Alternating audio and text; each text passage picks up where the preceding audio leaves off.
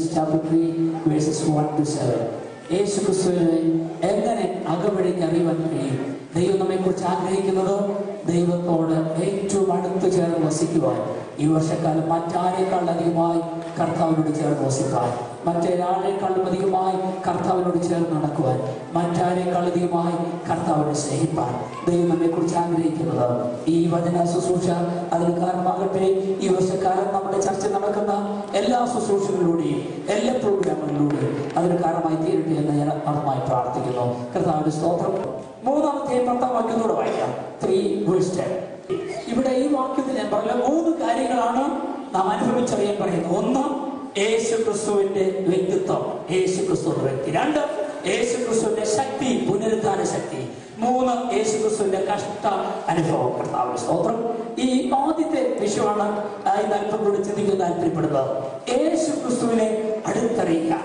ഈ ലോകത്തിന്റെ നേതാക്കന്മാർക്ക്, ഈ ലോകത്തിന്റെ റൂളേഴ്സിന് സ്തോത്രം യേശു ക്രിസ്തു ആരാണെന്ന് തിരിച്ചറിയാൻ കഴിഞ്ഞില്ല. ഞാൻ പറയുന്നത് യേശുവിനെ കുറിച്ചുള്ള അറിവിനെയോ യേശു ആരാണെന്ന് അനുഭവിച്ചറിയാം. 1 Corinthians 2:8.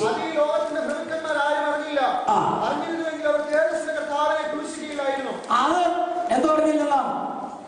അത് അവർ ലോകത്തിന്റെ പ്രമുഖന്മാർ അറിഞ്ഞില്ല. ഈ ലോകം യേശുവിനെ ക്രൂശിച്ചവരാരും യേശു ആരാണെന്ന് ശരിക്കും അറിഞ്ഞില്ല. യേശു ദൈവപുത്രനാണെന്ന് മനസ്സിലാക്കുവാൻ അവർക്ക് കഴിഞ്ഞില്ല. കർത്താവ് യേശുവിൽ നിന്നും ഒരുപാട് നന്മ അനുഭവിച്ചവർ ആ കൂട്ടത്തിലുണ്ട്. നമുക്കറിയാം, യേശുവിനെ ക്രൂശിക്കാന്ന് വിളിച്ചു പറഞ്ഞവരുടെ കൂട്ടത്തിൽ യേശുവിന്റെ കയ്യിൽ നിന്നും നന്മ അനുഭവിച്ചവർ, യേശു സൗഖ്യമാക്കിയവരുടെ കാണും, യേശു കണ്ണു തുറപ്പിച്ചവരെ കാണും, യേശു മുടങ്ങു മാറ്റിയവരെ കാണും, യേശുവിൻ പുരുഷ അപ്പം കൊടുത്ത 5000 പേര് ഭക്ഷണം കഴിച്ചവരിൽ ഒരുപക്ഷെ ആരറിഞ്ഞു? ചിലരൊക്കെ അവിടെ കാണുമായിരിക്കും. ഞാൻ പറഞ്ഞതിന്റെ അർത്ഥം യേശുവിൽ നിന്നും നന്മ അനുഭവിച്ച അനേക പ്രിയപ്പെട്ടവർ ആ പുരുഷാരത്തിന്റെ മധ്യത്തിലുണ്ടായിരുന്നു. എന്നാൽ അവരുടെ മധ്യത്തിൽ നിന്നും യേശു അക്ഷരാർത്ഥത്തിൽ യേശുവിന്റെ തനി രൂപം കണ്ടവർ, യേശുവിന്റെ തനി അർത്ഥം മനസ്സിലാക്കിയവർ കുറച്ചു മാത്രമേ ഉള്ളായിരുന്നു. അതുകൊണ്ടാണ് യേശു ആരാണെന്നുള്ള യേശുവിന്റെ തനി അർത്ഥം, ഒറിജിനൽ ഒറിജിനാലിറ്റി യേശുവിന്റെ മനസ്സിലാക്കിയിരുന്നെങ്കിൽ അവർ തേജസ്സിന്റെ കർത്താവിനെ ക്രൂശിക്കുകയില്ലായിരുന്നു. ഹല്ലേലൂയ. അവർ നമ്മളെക്കാളും മെച്ചമായിട്ടല്ല, മോശമായിട്ടല്ല, പിന്നെയോ അവർക്കത് ഗ്രഹിപ്പാൻ കഴിയില്ല. അപ്പോൾ ദൈവത്തിന്റെ അളവറ്റ കരുണയാൽ അത് ഗ്രഹിക്കാനുള്ള ഭാഗ്യം തന്നല്ലോ. കർത്താവിനെ തിരിച്ചറിയാം. കർത്താവിന്റെ സ്വന്തം. അപ്പോൾ ദൈവം ആഗ്രഹിക്കുന്നത് എന്താണ്? അതിന്റെ അർത്ഥം not to know Christ as a factor of history, but as a daily experience. പൗലോസ് പറയുന്നത് യേശു ചരിത്രത്തിൽ ജീവിച്ച് മരിച്ച് എന്നുള്ളൊരു വ്യക്തിയായി, ഹിസ്റ്ററിയിൽ ജീവിച്ച ഒരു വ്യക്തിയായി മാത്രം അറിയാനല്ല, പിന്നെ അതിനപ്പുറമായി ഓരോ ദിവസവും എനിക്ക് അനുഭവിക്കുവാനുള്ള ഒരു എവർ ലിവിംഗ് ലോഡാണ്. എനിക്ക് ചേർന്ന് നടക്കുവാൻ, എനിക്ക് അറിയുവാൻ, എനിക്ക് രുചിക്കുവാൻ, എനിക്ക് ആസ്വദിക്കുവാൻ, എനിക്ക് എൻജോയ് ചെയ്യുവാനുള്ള കർത്താവിന്റെ സ്തോത്രം എവർ പ്രസന്റ് ആയിട്ടുള്ള, എപ്പോഴും എന്നോട് കൂടെ നടക്കുന്ന ഒരു ലിവിംഗ് ലോഡായി, റിസറക്റ്റഡ് ക്രൈസ്റ്റായി, ലിവിംഗ് റിയാലിറ്റിയായി കർത്താവിന്റെ സ്തോത്രം. അതാണ് പൗലോസ് ആഗ്രഹിച്ചത്. കർത്താവിന്റെ സ്തോത്രം. ഇവിടെ യേശുവിനെ നേതാക്കന്മാർ അല്ലെങ്കിൽ പ്രഭുക്കന്മാർ യേശുവിനെ ഹിസ്റ്റോറിക്കൽ പേഴ്സൺ ആയിട്ട് മാത്രം കണ്ടപ്പോൾ, ചരിത്രത്തിൽ ജീവിച്ചൊരു വ്യക്തിയായി മാത്രം കണ്ടപ്പോൾ, കർത്താവിന്റെ സ്തോത്രം ഇന്നും എന്റെ കൂടെ നടക്കുന്ന ഒരു വ്യക്തിയായി സ്തോത്രം. പ്രിയപ്പെട്ട വിശ്വാസം, പലപ്പോഴും നമുക്കെല്ലാവർക്കും ഭയം തോന്നാറുണ്ട്. അയ്യോ, യേശുവിനെ കുറിച്ച് മനുഷ്യരോട് പറഞ്ഞിട്ട് നമ്മുടെ വിചാരം പലരും ഫ്രസ്ട്രേറ്റഡ് ആകുന്നുണ്ട്. നമ്മുടെ വിചാരം യേശുവിനെ കുറിച്ച് പറയുന്നതാണ് ഉടനെ എന്ത് ചെയ്യണം? യേശുവിനെ രക്ഷകനായി സ്വീകരിച്ച് എല്ലാം പെട്ടെന്ന് കൂടെ വരണം, അല്ലെങ്കിൽ പെട്ടെന്ന് യേശുവിനെ അനുഗമിക്കണം. കർത്താവിന്റെ സ്തോത്രം. പ്രിയപ്പെട്ട വിശ്വാസികളെ സ്തോത്രം. അപ്പോൾ നമ്മൾ ഫ്രസ്ട്രേറ്റഡ് ആകാറുണ്ട്. നമ്മുടെ ജീവിതത്തിൽ കർത്താവിനെ ആരാണെന്ന് കാണാൻ ഭാഗ്യം ലഭിച്ചെങ്കിൽ നമ്മുടെ ആരുടെ മെടുക്കൊണ്ടല്ല, ദൈവത്തിന്റെ അളവറ്റ കരുണ കൊണ്ടാണ്. കർത്താവിന്റെ സ്തോത്രം. ഞാൻ പറഞ്ഞത് കർത്താവിന്റെ സ്തോത്രം യേശുവിനെ നിത്യേന അനുദിനം അനുനിമിഷം അനുഭവിക്കുന്ന ദൈവത്തിന്റെ പൈതലിനെ മാത്രമേ യേശുവിന്റെ തനി രൂപം കാണാൻ കഴിയത്തുള്ളൂ. അവൻ ഹല്ലേലൂയ 2000 വർഷം മുമ്പ് ജനിച്ച മരിച്ച ഒരു വ്യക്തിയായിട്ടില്ല, പിന്നെയോ ഇന്നും അവന്റെ കൂടെ നടക്കുന്ന, അവന്റെ ജീവിതത്തിൽ സന്തത സഹചാരിയായി കർത്താവിന്റെ സ്തോത്രം. അവന്റെ ദുഃഖത്തിലും അവന്റെ സുഖത്തിലും അവന്റെ വേദനയിലും അവന്റെ സന്തോഷത്തിലും അവന്റെ സന്താപത്തിലും ഹല്ലേലൂയ ഹല്ലേലൂയ, അവരോട് സംസാരിക്കുന്ന, അവന്റെ കൂടെ നടക്കുന്ന, ഹല്ലേലൂയ, അവൻ എവിടെയായിരുന്നാലും അവന്റെ ചേർന്ന് നടക്കുന്ന ഒരു സഹജ, അവന്റെ ഒരു മിത്രം പോലെ. കർത്താവിന്റെ സ്തോത്രം. യേശു ക്രിസ്തു ഒരു ലിവിംഗ് റിയാലിറ്റിയായി അവന്റെ ജീവിതത്തിന്റെ കർത്താവായി പൗലോസ് അങ്ങനെയാണ് ഇവിടെ താല്പര്യപ്പെടുന്നത്. കർത്താവിന്റെ സ്തോത്രം. ഇനി യോഹന്നാൻ എടുക്കണമെന്നില്ല, യോഹന്നാൻ 17:3 ഏക സത്യ ദൈവമായ നിന്നെയും നീ അയച്ചിരിക്കുന്ന യേശു ക്രിസ്തുവിനെയും അറിയുന്നത് തന്നെ നിത്യജീവൻ. ഞാൻ ആ പദമാണ് പറയുന്നത്, അറിയുക. സ്വന്തം. അപ്പോൾ യേശു പറയുന്നു, എന്താണ് നിത്യജീവൻ? പിതാവായ ദൈവത്തെ, ഏക സത്യ ദൈവത്തെ, ഏക സത്യ ദൈവത്തിന്റെ പുത്രനായ യേശുവിനെയും അറിയുകയാണ് നിത്യജീവൻ. കർത്താവ് സ്വന്തം. ആ അറിവിനെ കുറിച്ചാണ് നമ്മൾ പറയുന്നത്. ആ അറിവ് സ്വന്തം സാധാരണ അറിവല്ല, പിന്നെയോ അറിവേറിയ അറിവാണ്. അപ്പൊ നിത്യജീവൻ എന്ന് പറയുന്നത് തന്നെ എന്താണെന്ന് അറിയാമോ? യേശുവിനെ അറിയുക. കർത്താവ് സ്വന്തം എന്ന് പറയുന്ന അർത്ഥം എന്താണ്? ഒരു വിധത്തിൽ എന്തിനാണ് സ്വർഗത്തിൽ പോകാൻ ആഗ്രഹിക്കുന്നത്? സ്വർഗത്തെ സ്വർഗമാക്കുന്നത് ദൈവത്തിന്റെ സാന്നിധ്യമാണ്. അപ്പൊ ദൈവത്തിന്റെ സാന്നിധ്യം ഉള്ളത് കൊണ്ടാണ് സ്വർഗത്തിൽ പോകുന്നത്. നിത്യജീവൻ, നാം നിത്യജീവൻ അതിന്റെ ഫൈനാലിറ്റിയിൽ, അതിന്റെ ക്ലൈമാക്സിൽ നാം അനുഭവിക്കുന്ന ഒരു ദിവസമുണ്ട്. അത് യേശു ക്രിസ്തുവിന്റെ പ്രത്യക്ഷതയിലാണ്. എന്നാൽ ആ നിത്യജീവന്റെ അനുഭവത്തിന്റെ ഒരു ചെറിയ സ്വന്തം ആസ്പെക്ട്, ഒരു ചെറിയ ടേസ്റ്റ് ഈ ഭൂമിയിൽ നാം ആസ്വദിക്കുന്നത് എങ്ങനെയാണെന്ന് അറിയാമോ? യേശുവിനെ അറിയുന്നതിലൂടെയാണ്. അതാണ് യേശുവിനെ അറിയുന്നതാണ് നിത്യജീവൻ എന്ന് പറയുന്നത്. യേശുവിനെ അറിയേണ്ട രീതിയിൽ അറിയുമ്പോൾ നാം എന്തെന്നറിയാമോ? നിത്യജീവൻ നാം അനുഭവിക്കാൻ പോകുന്ന, നാം കരസ്ഥമാക്കാൻ പോകുന്ന ആ ശ്രേഷ്ഠവും സുന്ദരവുമായ നിത്യജീവന്റെ സ്വന്തം ക്വാളിറ്റി നാം ടേസ്റ്റ് ചെയ്യുകയാണ് യേശുവിന്റെ സാന്നിധ്യത്തിലൂടെ. ഹല്ലേലൂയ. അതുകൊണ്ട് ഒരു ദൈവത്തിന്റെ പൈതൽ അവന്റെ കുടുംബജീവിതം സ്വർഗ്ഗതുല്യമാകുകയാണ്. അതുകൊണ്ട് ഒരു ദൈവത്തിന്റെ പൈതൽ അവന്റെ സഭാജീവിതം ഹല്ലേലൂയ സ്വർഗ്ഗതുല്യമാകുകയാണ്, നിത്യജീവന തുല്യമാകുന്നു. അനുഭവം യേശുവിനെ അനുഭവിച്ചിരുന്നവരുടെ കൂട്ടായ്മ. കർത്താവിന്റെ സ്തോത്രം. ഇനിയും നിങ്ങൾ മനസ്സിലാക്കണം, ഇത് പുതിയ നിയമത്തിൽ പൗലോസിനെ മാത്രമല്ല, പഴയ നിയമത്തിൽ നോക്കിയാൽ പഴയ നിയമ ഭക്തന്മാരുടെ എല്ലാം ഒരു ഹാർട്ട് ഫെൽറ്റ് ക്രൈ ആയിരുന്നു ദൈവിക സാന്നിധ്യത്തിനായി. സ്തോത്രം. ദൈവത്തിന്റെ സാന്നിധ്യത്തെ അടുത്തറിയുവാൻ, ആഴമായി അറിയുവാൻ അവരെല്ലാവരും കൊതിച്ചിരുന്നു. ആരാണ് പൗലോസ്? യേശുവിനെ അറിയാത്തവനല്ല, യേശുവിനെ അറിഞ്ഞവൻ, മറ്റുള്ളവർക്ക് ഈ അറിവ് പകർന്നു കൊടുത്തവൻ, അനേക സഭകൾ സ്ഥാപിച്ചവൻ. ആ ഭക്തൻ പറയുകയാണ്, എനിക്ക് ഇനിയും യേശുവിനെ അറിയണമെന്ന്. ഇതേ ഐഡിയ സ്വന്തം ഒരു ബെസ്റ്റ് എക്സാമ്പിൾ മോശയുടെ ജീവിതത്തിൽ കാണാം. നിങ്ങൾക്കറിയാവുന്ന ചരിത്രമാണ്. Exodus chapter 33. സ്വന്തം എക്സോഡസ് 33:13. പുറപ്പാട് 33:13. പുറപ്പാട് 33:13.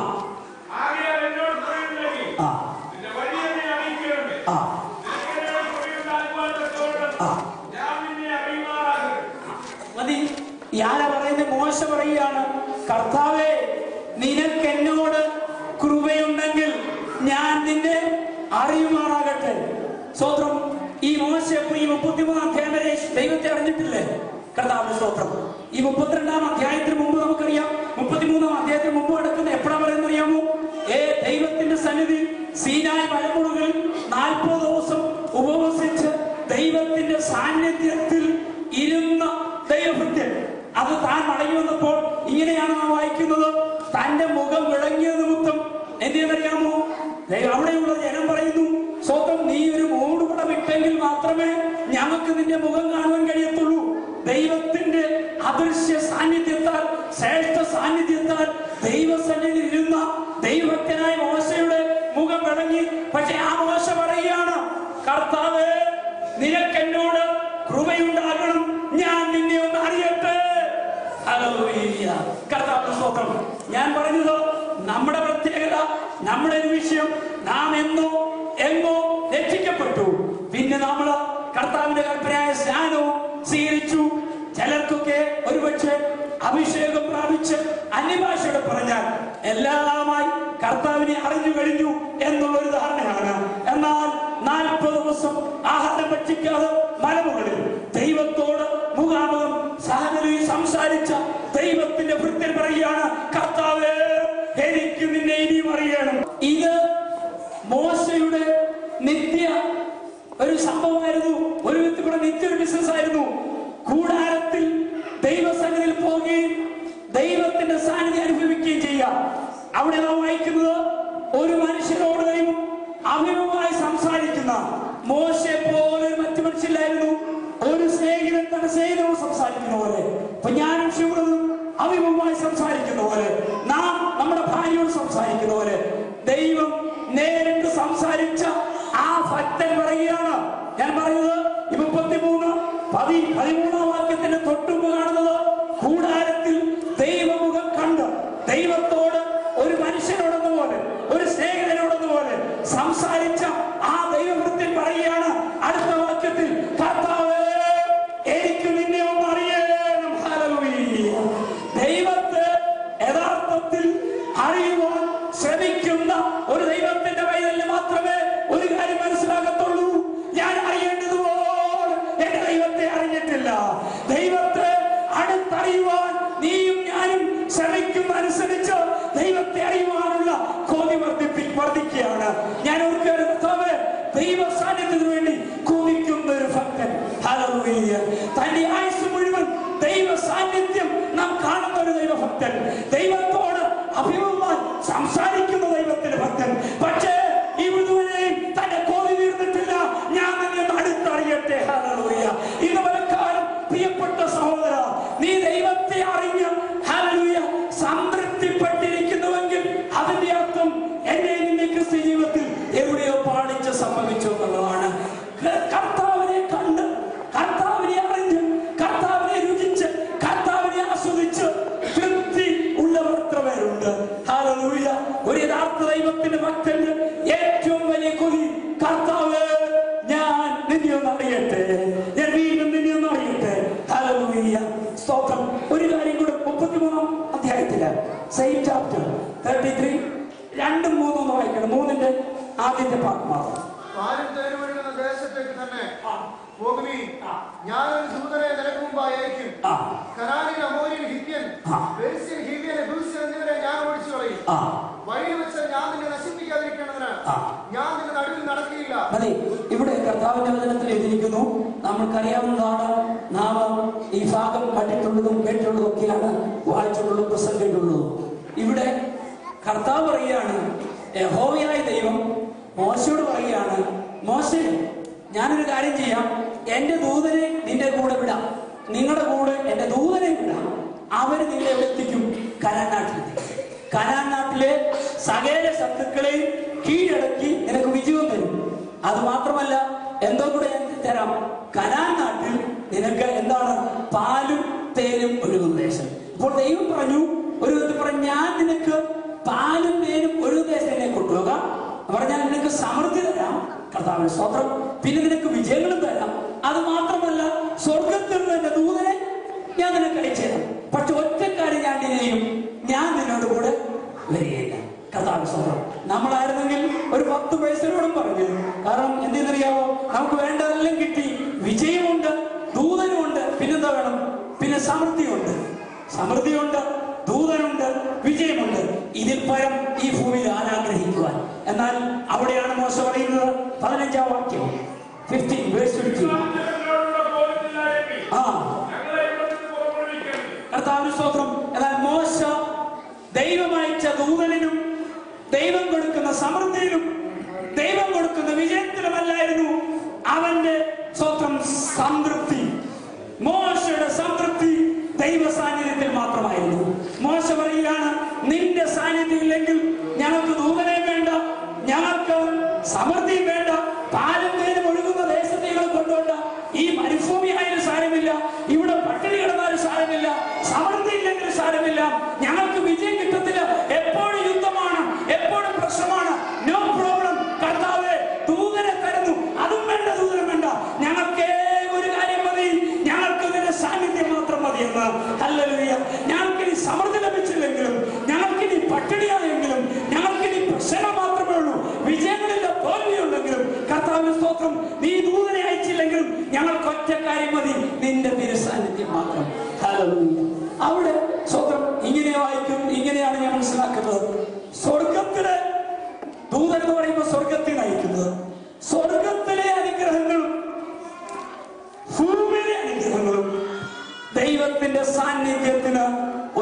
ഒരിക്കലും സബ്സ്റ്റിറ്റ്യൂട്ട് ആകുകയില്ല.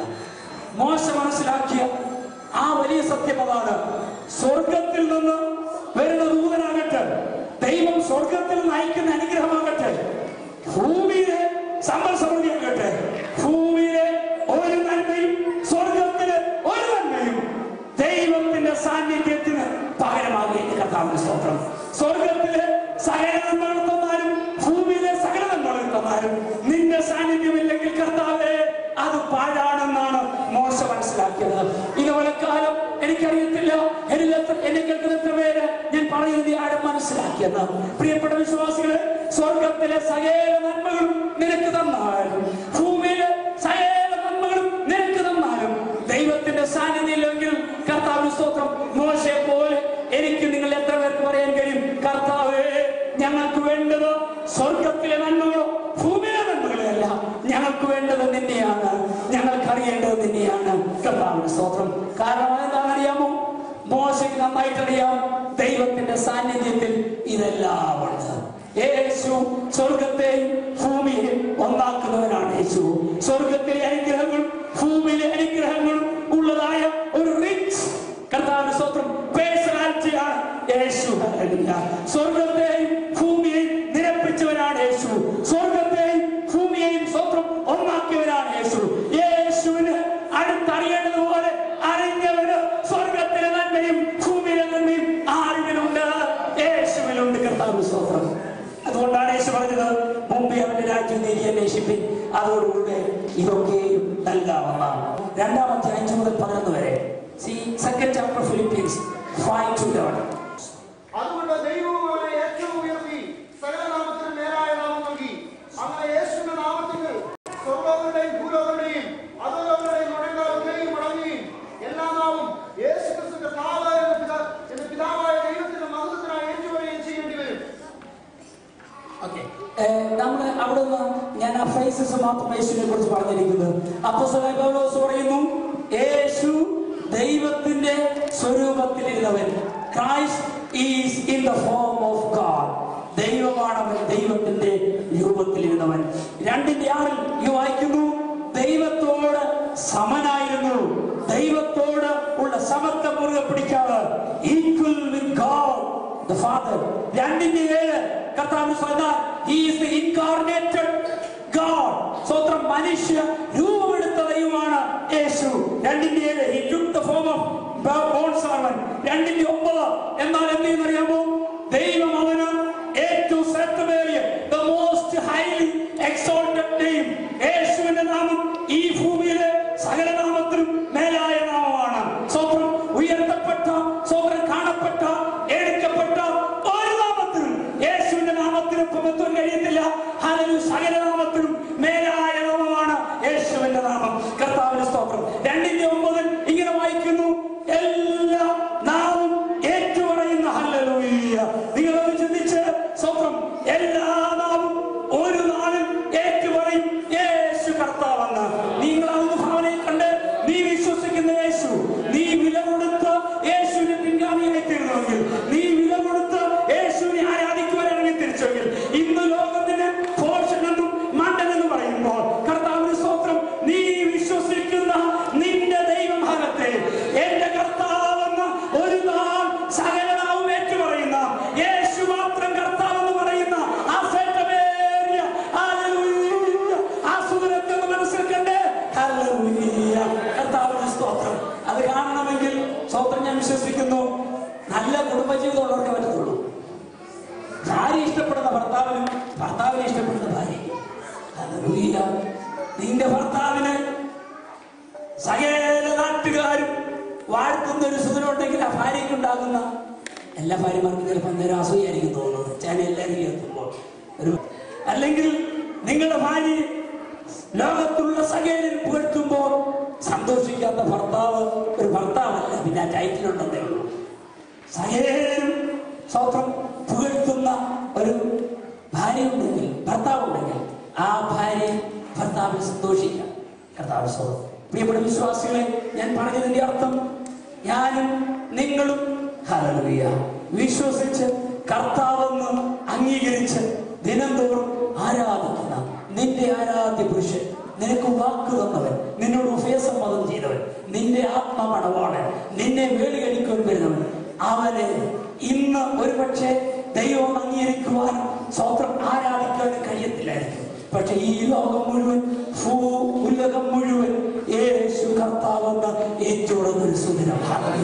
അതാണ് നമ്മുടെ പ്രത്യാശ ദിനം. കർത്താവ് സ്വന്തം 10-ാം വാക്യത്തിൽ ഇങ്ങനെ വായിക്കുന്നു. 10-ാം വാക്യം, അങ്ങനെ യേശുവിന്റെ നാമത്തിൽ സർവ്വരുടെയും ഭൂലോകരുടെയും അധോലോകരുടെയും മുഴങ്കാലൊക്കെയും മടങ്ങുകയും. മതി. അവിടെ എഴുതിയിരിക്കുന്നു എത്ര ലോകമുണ്ട്. ചില എത്ര ലോകമുണ്ടെന്നാ ഇവിടെ അനുസരിച്ച്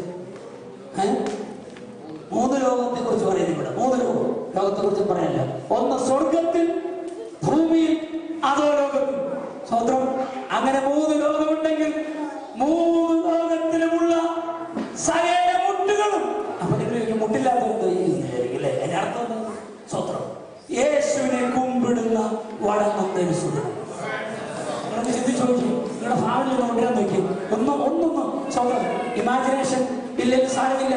ഒന്ന് ട്രൈ ചെയ്ത് നോക്കി. നിങ്ങളുടെ ഫാമിലിയിൽ നിങ്ങളുടെ കർത്താവിനെ, നിങ്ങളുടെ ആരാധിക്കുന്നവനെ, നിങ്ങൾ വില കൊടുത്ത് അനുഗമിക്കുന്ന, നിങ്ങൾ ഭക്തിപുരസ്സരം ആരാധിക്കുന്ന നിങ്ങളുടെ ഹല്ലേലൂയ ആരാധനയും പുരുഷൻ അവന്റെ മുമ്പിൽ സകലരും മുട്ടുമടക്കുന്ന ഒരു ദിവസം നീ കർത്താവെന്ന് ഏറ്റുപറയുന്ന ഒരു സുദിനം. ഹല്ലേലൂയ, കർത്താവിന്റെ സ്തോത്രം. ഹല്ലേലൂയ, കർത്താവിന്റെ സ്തോത്രം. ഒരു നല്ല പാട്ട് ഇംഗ്ലീഷിലുണ്ട്, കർത്താവിന്റെ സ്തോത്രം. ഒരു കാലത്ത് സകലരും യേശുവിനെ കർത്താവ് എന്ന് പറയും. എല്ലാവരും പറഞ്ഞേ പറ്റത്തുള്ളൂ, പറയും കർത്താവിന്റെ സ്തോത്രം. ഇന്ന് പറയാത്തവരും അന്ന് പറയും. ഇന്ന് വണങ്ങാത്ത മുട്ടുകൾ അന്ന് വണങ്ങും. ഇന്ന് ആരാധിക്കാത്തവർ അന്ന് നീ കർത്താവെന്ന് വണങ്ങും. എന്നാൽ ഏറ്റവും ഭാഗ്യവാന്മാരാണ് ഇന്ന് ഈ ഭൂമിയിൽ കാണാൻ കഴിയത്തില്ലെങ്കിലും, ഇതാണ്ട നേത്രങ്ങൾ കൊണ്ട് കാണാൻ കഴിയത്തില്ലെങ്കിലും അമ്മ കണ്ണുകൾ പ്രകാശിച്ചവരാൽ യേശുവിന്റെ കർത്താവെന്നും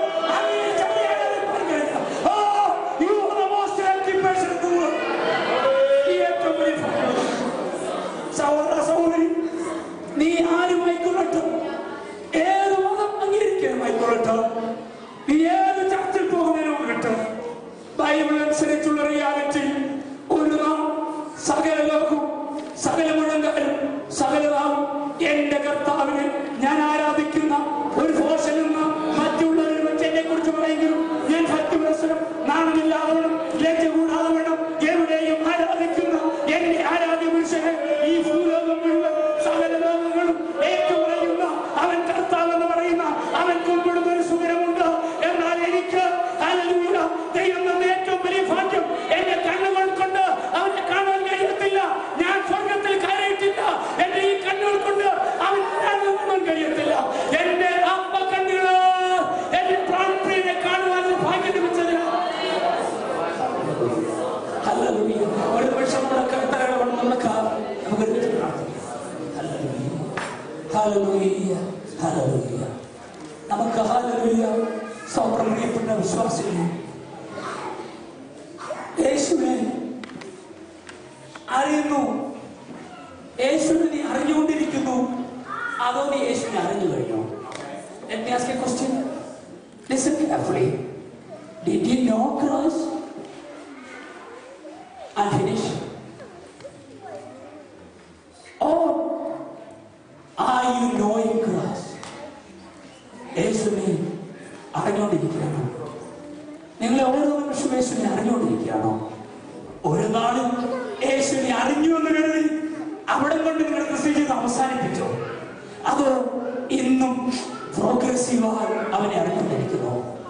Knowing Christ is a progressive process. Hallelujah. Gradual ആയുള്ള, ഘട്ടം ഘട്ടമായുള്ള ഒരു വലിയ പ്രക്രിയയാണ് യേശുവിനെ അറിയുക എന്നുള്ളത്. ഹല്ലേലൂയ. നീ ഒരു ക്രിസ്തീയ കുടുംബത്തിൽ ജനിച്ചു എന്ന് പറഞ്ഞ് യേശുവിനെ അറിയാമെന്ന് ധരിക്കരുത്. ഒരു നാളിൽ ആരോട് സുവിശേഷം പറഞ്ഞത് നിമിത്തം നീ രക്ഷിക്കപ്പെട്ടു എന്ന് കരുതി മാത്രം യേശുവിനെ അറിഞ്ഞു അത് പൂർത്തിയായെന്ന് വിചാരിക്കരുത്. അപ്പോസ്തലനായ പൗലോസ് ദൈവത്തോട് മുഖാമുഖം സംഭാഷിച്ചു. മോശം അവരാഗ്രഹിച്ച ഏറ്റവും വലിയ ആഗ്രഹം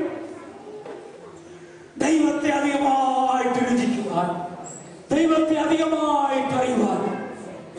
The more you taste Jesus, the more hungry and thirsty you are for the presence of God. ദൈവത്തെ യഥാർത്ഥത്തിൽ നീ രുചിക്കുന്നുവെങ്കിൽ, നീ അധികം രുചിക്കുന്നതനുസരിച്ച് നിനക്ക് ദൈവത്തോടുള്ള ദാഹം വർദ്ധിക്കുകയാണ് ചെയ്യുന്നത്. നിനക്ക് യേശുവിനോടുള്ള ദാഹം വർദ്ധിക്കുകയാണ് ചെയ്യുന്നത്.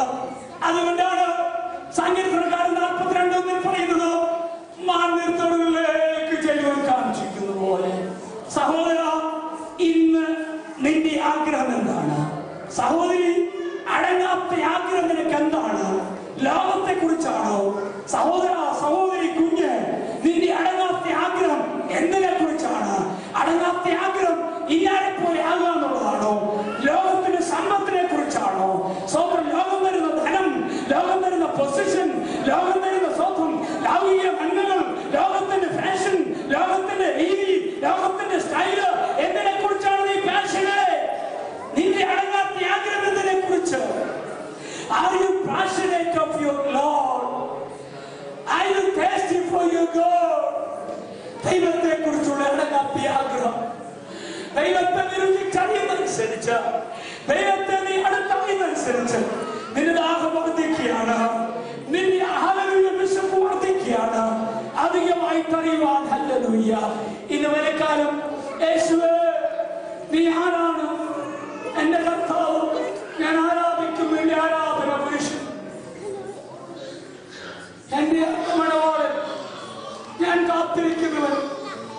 എന്റെ കണ്ണുകൾ കൊണ്ട് നിന്നെ കണ്ടിട്ടില്ല, ഈ നഗ്നവേദന കൊണ്ട് നിന്റെ വചനം പറയുന്നതിനാൽ ഞാൻ വിശ്വസിച്ച വിശ്വാസത്താൽ കർത്താവ് നിന്നെ പിൻഗമിക്കുവാൻ ഇറങ്ങിത്തിരിച്ചു.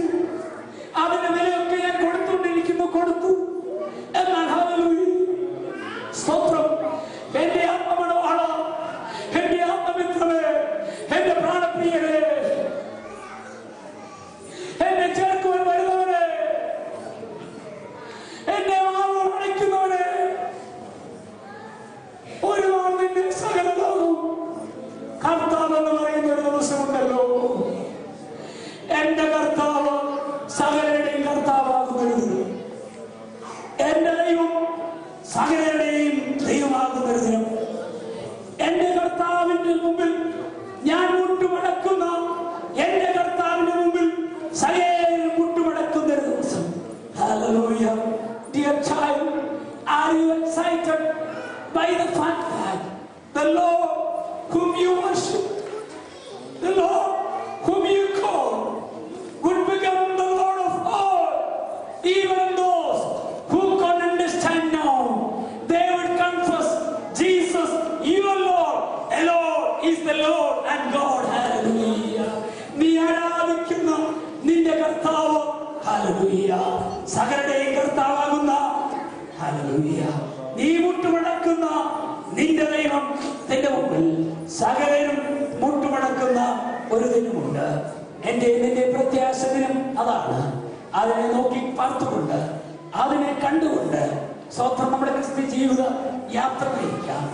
ഇന്ന് വലക്കാലവും സ്വത്രം വരുന്ന ദിവസങ്ങളിലും നമ്മുടെ ഏറ്റവും വലിയ ആഗ്രഹങ്ങളാകട്ടെ, 2011 ഏറ്റവും വലിയ പാഷനുകളാകട്ടെ, ഏറ്റവും വലിയ ദാഹമാകട്ടെ, കർത്താവിന്റെ സന്നിധിയിലേക്ക്, കർത്താവിന്റെ സ്വത്രം ഹല്ലേലൂയ വചനത്തിനായി, കർത്താവിന്റെ സന്നിധിക്കായി അടങ്ങാത്തൊരു ദാഹവും അടങ്ങാത്തൊരു സ്വത്രം വിശപ്പ് മനസ്സിലുണ്ടാകുവാൻ കർത്താവ് നമ്മെ സഹായിക്കട്ടെ. നമുക്ക് ദൈവത്തിൽ പ്രാർത്ഥിക്കാം.